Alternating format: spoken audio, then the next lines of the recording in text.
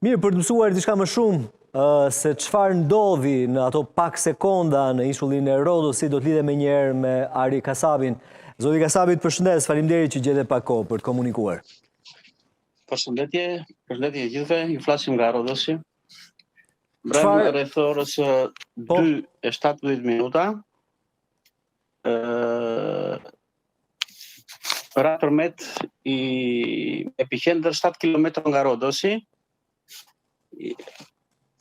Ishte 6.7 ball fuqia e parë nga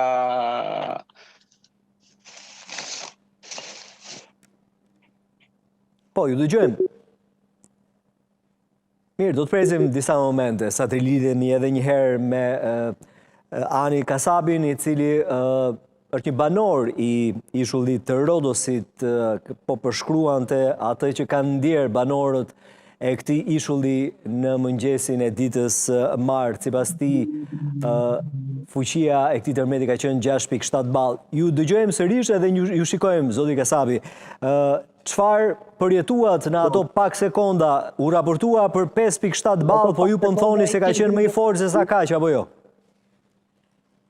Në telefonat tonë dhe në si një pikë pamje e parë që ishte nga matjet që kishin bërë këtu, ishte 6.7 ball. Pastaj në mëngjes nga matjet e instituteve shtetore të cilat bën matjen e nxorën se ishte 5.9 ball. Në momentin që ra tërmeti dolën të gjithë jashtë, ishte një panik i vërtet. Hotelet janë të mbushur plot me turistë, disa hotele janë deri në 5 kate, në 6 kate ose deri në 8 kate. Aty ishte një si them, një panik të cilët dolën jashtë, nuk brenda sepse thoshin që do bëhet dhe tsunami. Dhe epicentra ishte 7 km nga Rodosi, ashtu si thash, ishte arriti deri në Marmari, arriti deri në Kos, Kalimno, Chios dhe deri në Kret. Është një moment, zoti Kasabi, është një moment që Greqia është plot e përplot me turistë, siç e thatë, hotelet gjithashtu janë të mbushur. A mund të më thoni, ka të plagosur, ka dëme të konsiderueshme materiale apo raportohet për viktima? Mbas një orë mbasi ra tërmeti dolën grupet të cilat janë të specializuara dhe ka vetëm dëme materiale, disa shtëpi të vjetra, të cilat janë shumë të vjetra, ishin shtëpi me gur dhe ato ka pësuar një dëm të cilat ranë për gjysmë, kurse dëme njerëzore nuk ka asnjë. Një vajzë 14 vjeçare në Marmarisë të Turqisë pësovi panik dhe 69, siç e thatë edhe juve, 69 disa u hodhën nga banesat e tyre nga Afrika, disa të tjerë u plagosën.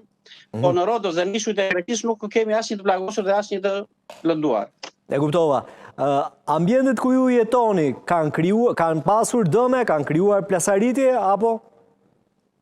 Në shtëpitë tona që jetojmë, fatmirësisht janë shtëpi të reja dhe nuk kemi plasaritje, por në disa shtëpi të vjetra ka shumë plasaritje të mëdha.